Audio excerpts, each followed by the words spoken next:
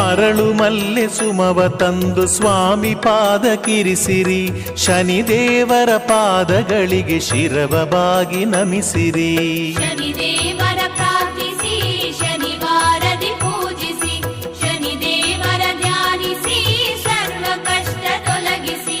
ಶ್ರೀ ಛಾಯಾ ಕುವರನಿಗೆ ನೀಲಾಂಬರಿ ಇರಿಸಿರಿ, ಭಕ್ತಿಯಿಂದ ಶನಿದೇವಗೆ ಸೇವೆಗಳ ಮಾಡಿರಿ. ಶನಿದೇವರ ಪ್ರಾರ್ಥಿಸಿ ಶನಿವಾರದಿ ಪೂಜಿಸಿ, ಶನಿದೇವರ ಧ್ಯಾನಿಸಿ ಸರ್ವ ಕಷ್ಟ ತೊಲಗಿಸಿ.